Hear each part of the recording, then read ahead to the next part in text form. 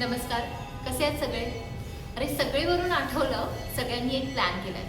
अहो खरंच एक प्लॅन केलाय. तो प्लॅन काय आहे हे बघण्यासाठी तुम्हाला नाट्यगृहात जावं लागेल. म्हणजे आजचा आमचा प्रयोग जो होता ना, मला विचारण्यापेक्षा तुम्हाला शरयू सगळे हे नीट सांगू शकते. शरयू सगळे कोण? तर शरयू सगळेची भूमिका श्रद्धा मांगले म्हणजे मीच पार पाडत आहे. आणि आज आमच्या नाटकाचा शुभारंभ होता. रसिक प्रेक्षकांनी खूप चांगला प्रतिसाद दिला. आम्हाला खूप चांगले लाफ्टर मिळाले आणि नाटक करता करता ते ऐकताना आम्हाला खूप छान वाटत होतं की हां, काहीतरी बात बनतेय. तर असंच म्हणजे मी या नाटकाआधी झी मराठीवरील अप्पी आमची कलेक्टर या मालिकेत आर्याची भूमिका पार पाडली, ज्यात मी PSIचा रोल केला होता. आणि तेव्हा मला प्रेक्षकांकडून खूप प्रेम, खूप प्रतिसाद मिळाला. माझी अशी इच्छा आहे की हे माझं पहिलंच नाटक आहे व्यावसायिक, आणि या नाटकाला प्रेक्षकांनी आजही खूप छान हजेरी लावली होती. यापेक्षाही जास्त हाऊसफुल शो झाला पाहिजे, त्यासाठी तुम्ही नक्की नाटकगृहात या. मला तुमच्या प्रेमाची खूप गरज आहे आणि आमच्या सगळ्याच टीमला गरज आहे. एखादं नाटक उभं करताना रायटरनी लिहिल्यापासून जेव्हा आम्ही त्याची रिहर्सल करतो, तर त्यात सगळ्या कलाकारांची खूप मेहनत असते. तर त्या मेहनतीला फळ हे प्रेक्षक देतात आणि त्या प्रेक्षकांनी म्हणजे एवढ्या दिवसांची मेहनत आहे, तर ते फळ द्यायला नक्कीच यायला हवं असं वाटतंय मला. आणि मनापासून सांगते की नक्की या. आमचा आजचा प्रयोग झाला. उद्या म्हणजे 26 तारखेला 26 एप्रिलला आमचा पुन्हा एक प्रयोग आहे पुण्याला. तर त्या प्रयोगालाही तुम्ही नक्की या. असे आमचे सलग प्रयोग आता चालू होत आहेत. चिपळूणला, गोव्याला, बेळगावला, गडिंग्लजला, कोल्हापूरला, सांगली, सातारा, कराड, मुंबई, मीरा रोड. तर हे प्रयोग कुठे आणि त्याचं लोकेशन काय आहे, एक्झॅक्ट लोकेशनसाठी तुम्ही आमची वेबसाईट आहे सोशल मीडियावर, त्या वेबसाईटवर जा. काय प्लॅन यायच्या आणि बुक माय शोवरून पण तुम्ही तिकीट्स बुक करू शकता. तर तुम्हाला सगळ्या डिटेल्स तर सोशल मीडियावर मिळतीलच. आणि मी एवढी खात्रीनिशीर सांगू शकते की हे नाटक बघितल्यानंतर तुम्ही नक्कीच म्हणाल वा काय प्लॅन आहे. नमस्कार, माझं नाव किरण शिंदे. या नाटकात मी नानांचं काम करतो आहे, म्हणजे नाना सगळे.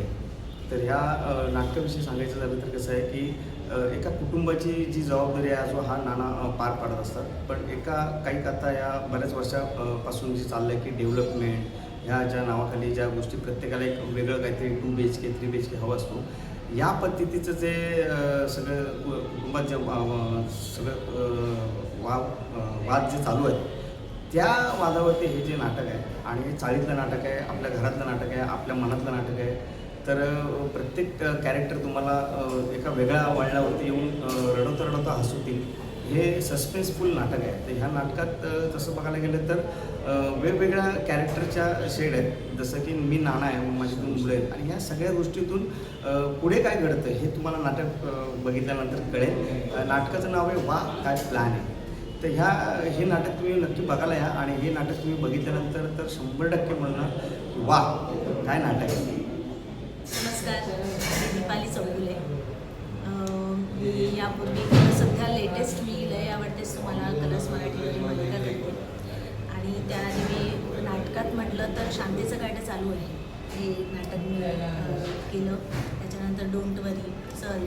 ॲक्च्युली माझी सुरुवात राज्य नाट्यापासून झाली. तर नाटक हा आपल्या जीवाभावाचा असा विषय आहे. आणि जेव्हा हे नाटक माझ्याकडे चालू झालं तेव्हा म्हणजे म्हणतात ना, मला इतक्या वर्षांनी नाटक करायचं हे चाललेलंच. पण सिरियल्स येत असल्याने, वेबसिरीज करत असल्याने, हिंदीमध्ये मराठीमध्ये असं सायमल्टेनियसली सगळीकडे काम करत असल्याने मला नाटकात वेळ असं देता येत नव्हता किंवा असं एक चांगलं नाटक करावं अशी अपॉर्च्युनिटी नव्हती. पण हे जेव्हा नाटक ऐकलं मी सरांकडून, कारण मी आणि दिग्दर्शक संजय थापरे हे जे आहेत ते आम्ही एका मालिकेत आम्ही काम करतो आहे, लय आवडतेस तुम्हाला. तर त्यामुळे त्यांनी मला हे नाटक ऐकवलं. तर त्याची स्क्रिप्ट वगैरे पण मी वाचलेली आणि मला ते वाचताच क्षणी आवडलेलं. पण एक मोठं हे वाटलं की जी 9 जणांची आमची जी टीम आहे ती एकाच वेळी स्टेजवर काय धमाल करणार आहे, काय होणार आहे. विषय थोडा गंभीर आहे आणि तो कॉमेडीमध्ये त्याचं रूपांतर जे काही होणार होतं, जे काही घडणार आहे ते त्याचा काही अंदाज नव्हता. पण ऐकून एकदम भारी वाटलेलं, कारण ते स्क्रिप्टवरचं नाटक नाही आहे खरं तर. हे त्यांनी बसवलं, त्यांनी केलं आणि आमच्या निर्मात्यांनी पण खूप ॲक्च्युली आम्हाला सपोर्ट दिला आणि त्यामुळे त्यांनी जो विश्वास टाकला ना, त्यामुळे हे सगळं नाटक आमचं उभं राहिलं. तर मी एक खास म्हणजे सांगायचं झालं ना, हे एक कौटुंबिक नाटक आहे. म्हणजे ह्याची मी एक थोडीशी तुम्हाला स्टोरी अशी सांगेन की आपल्या चाळीतला चाळीतले जी घरं आहेत, चाळीतली लोकं आहेत. मी स्वतः चाळीत राहिलेली आहे, PDD चाळमध्ये वरळीला राहायचं.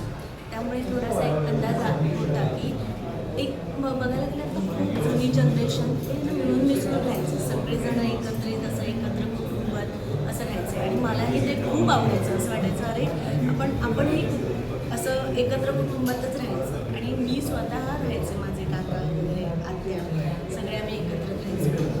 तर आता ते कुठे तरी रिडेव्हलपमेंटच्या नावाखाली नवीन घरं बनत आहे. 1 BHK होतो, 2 BHK होतो. तर प्रत्येकाला ना आता प्रत्येकाची प्रायव्हसी हवी. माझं स्वतःचं तसं कॅरेक्टर आहे त्याच्यात की मी खूप चिडचिडी किटकिटी बाई आहे जी सेल्फिश आहे. पण ती सेल्फिश कशासाठी आहे तर तिच्या होणाऱ्या बाळासाठी. तर का त्याच्यामध्ये काय स्वार्थ आहे, कशासाठी ते हे करते, का तिला हे सगळं नको आहे, का तिला वेगळं राहायचं आहे, त्याच्यात नवरा तिचा कसा आहे, या सगळ्या गोष्टी ह्या माझ्यामध्ये प्रत्येक घरातल्या प्रत्येक एक कुटुंबाच्या म्हणतात ना, घराघरातला हा एक प्रश्न निर्माण झालेला आहे आणि त्याबद्दल त्यांना काहीतरी एक मार्ग काढून पुढे पुढे जायचं आहे.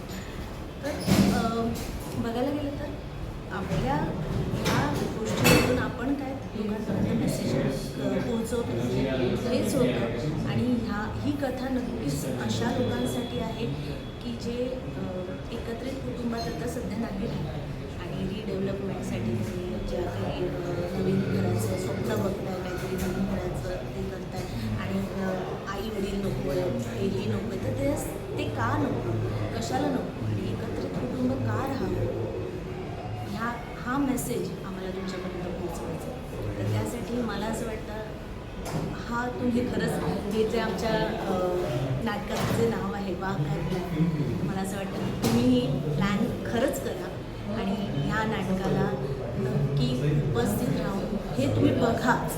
कारण मला असं वाटतं की आपल्या भारतीय संस्कृतीत किंवा आपल्या ह्या चाळीतल्या लोकांच्यासाठी नाही तर इतरही जे मोठमोठ्या घरात राहतात, बंगले आहेत, काय सगळं काही गाडी बंगला सगळे, पण कुटुंब नाही. कुटुंबासाठी आपण तरसतो, आपल्या भाकरीसाठी होतो. कारण शेवटी पुढे जातो, वय होतं, तेव्हा पहिले आठवतात ती आपली माणसं आणि आपली माणसं जर तुमच्याकडे नाही आहेत मग काय कमवलं. तर नक्की तुम्ही हे बघा, तुम्ही प्लॅन करा आणि प्लीज आमचं हे नाटक आवर्जून बघा. वाह काय